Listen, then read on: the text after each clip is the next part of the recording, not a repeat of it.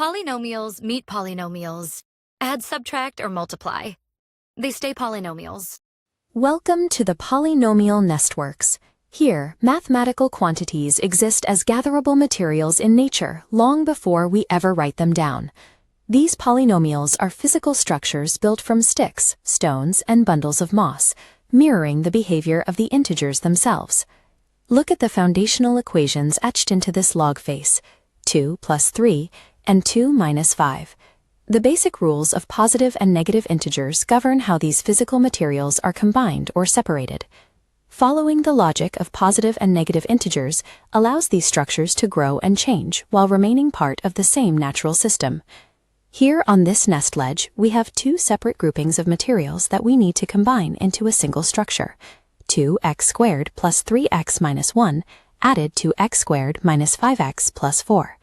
We start by grouping like terms. We physically match the dimensions of the materials, aligning the long sticks with sticks, the pebbles with pebbles, and the moss with moss. Within each column, we calculate the new totals. 2 sticks plus 1 stick is 3. 3 pebbles minus 5 leaves, -2. And -1 moss plus 4 moss gives us 3. The result is a clean, simplified polynomial structure: 3x squared minus 2x plus 3. Collect the like terms. Powers guide the sort. Nothing leaves the family. This physical grouping shows how two separate structures can merge to create a new, stable polynomial. This diagram shows a subtraction problem.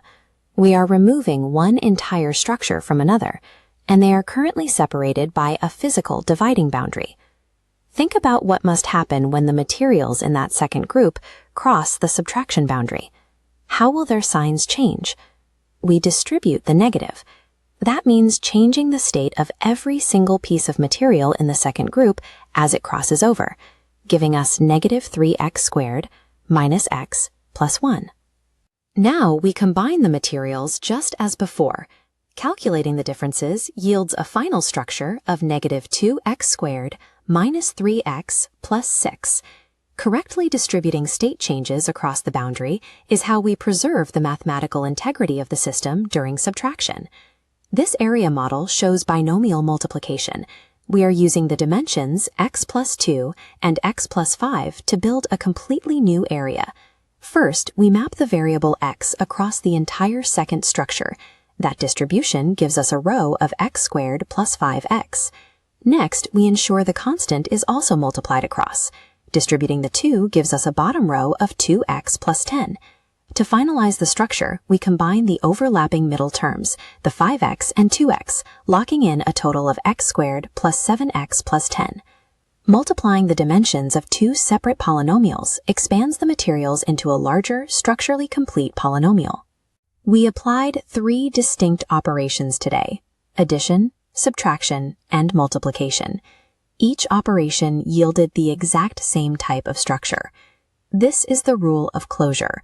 Whether polynomials are grouped, subtracted, or expanded, the final result always remains within the polynomial system. The mathematical notation you write down is a permanent record of the physical actions taken to combine these quantities. Take a look at the physical environment around you. Which marks in the scene prove the mathematical relationship, and how do the actions of building make those rules true? Closed under all three. The family held multiplied 2 binomials.